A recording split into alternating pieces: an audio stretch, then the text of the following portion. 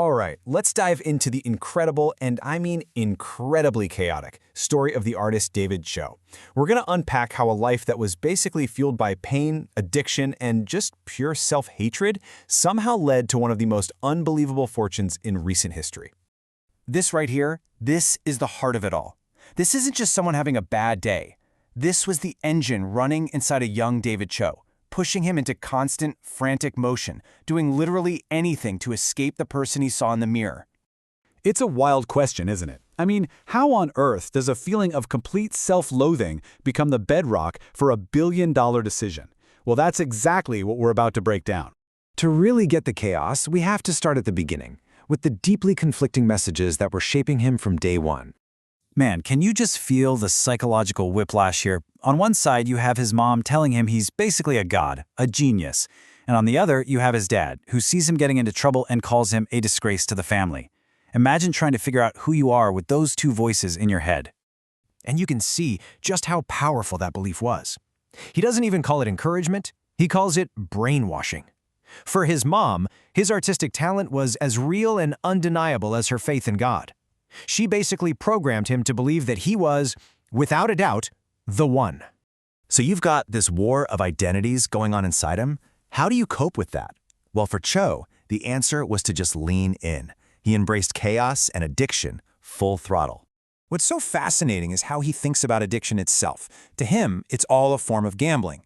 You drink and drive, that's a gamble. You overeat, that's a gamble. He says every addiction is just a bet you make against all logic, all that chase some kind of feeling and escape from reality. And that core belief played out as literal physical running.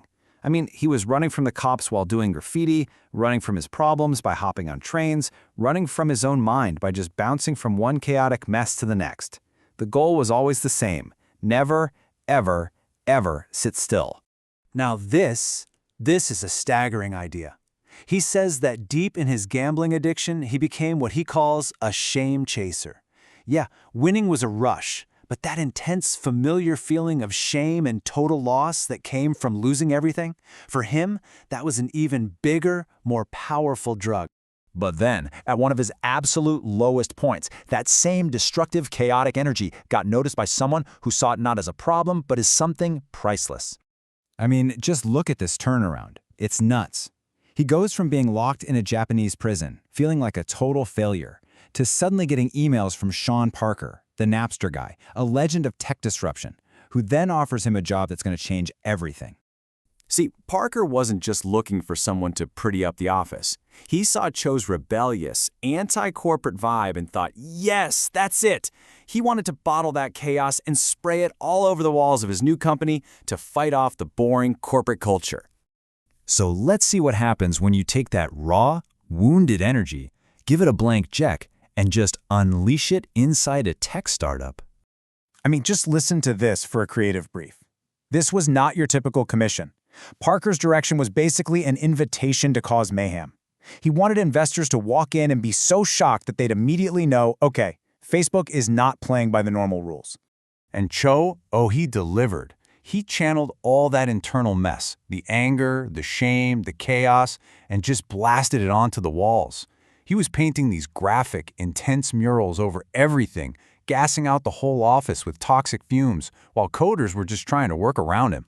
You just have to picture this scene. It's this nerdy punk rock atmosphere. Daft Punk is blasting. Everyone's on a mission to hack the world. And right in the middle of it all is David Cho, basically serving as the resident agent of chaos. What a unique moment in time. Okay, now for the legendary part, the decision about how he was going to get paid. And let me tell you, this was not a calculated business move. This was a gambler's instinct, pure and simple. So here's the choice he's staring down.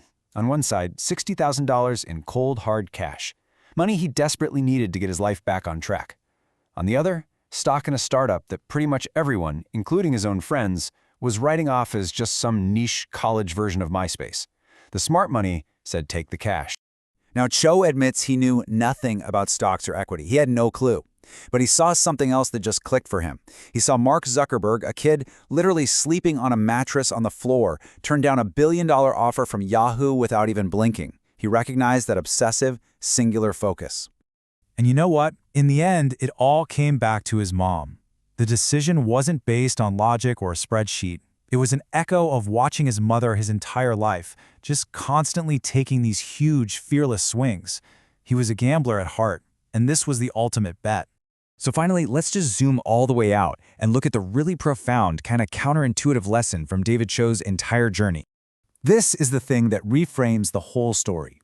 We love to think that success happens when you overcome your pain. But for Cho, the pain wasn't an obstacle, it was the fuel. His shame, his addiction, his self-hatred, that was the very currency he used to create his art and ultimately make his fortune. And this is his message to other artists out there. You don't have to keep putting yourself through hell to make something great. Whatever trauma you've already been through, that's a deep well of energy. It's already given you enough fuel to last a lifetime. The real trick is learning how to use it. So, we'll leave you with this final thought to chew on. David Cho's story really forces us to ask a tough question about ourselves. What if the things we are most ashamed of, the parts of us we spend our whole lives running from, are actually the source of our greatest strength?